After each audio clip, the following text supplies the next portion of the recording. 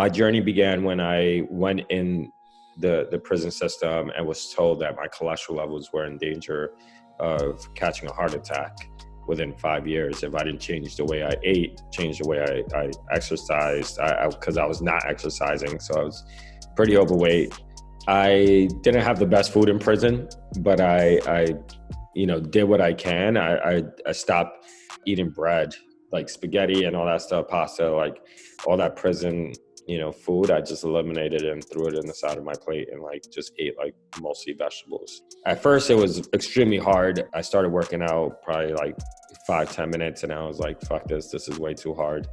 I gave up and I had the time to just reflect and think and then just sit and being bored and just like being motivated, by seeing other people work out. So I put my head down and just started going out to the yard and running and going back to my prison cell, doing dips, push-ups, all types of calisthenic exercises. In the beginning of my journey, like people would make fun of me because I was a big guy. They would call me Fat Forrest Gump or, all these honey bun jokes like sweet cheeks and shit like that. And I used to just like run around and stick my middle finger out to them and just keep going, and I was like just on a mindset of just getting in shape and I continued moving. I came up with the idea of CONBODY while I was in solitary. That's where I created the whole CONBODY routine, the exercises. I came up with a 90-day program there. I actually came out with a book, called CONBODY, but I managed to lose 70 pounds in 6 months. The whole workout that we've done is all designed for small constrained spaces. So it's all body weight, nonstop 45 minutes of just moving, 10 minutes of cardio and just as a warm up. But right after the warm up, I'm like going right into the next strengthen exercise where I'm, tackling the core. And then so I basically work from like the bottom to the top. They feel good afterwards. They feel like they accomplished something. The fact is that you don't have to be, a person that does 1,200 burpees a day to come to a CONBODY class.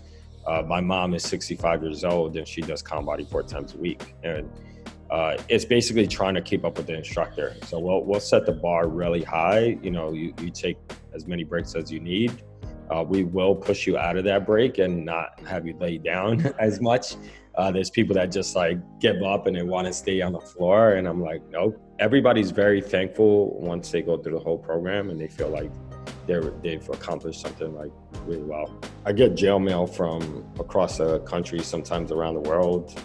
Sometimes we got, like right now we had a DM from, I think somebody that was locked up in somewhere in Europe. Like he snuck in a phone into the prison system to DM me on Instagram, because he wanted a job.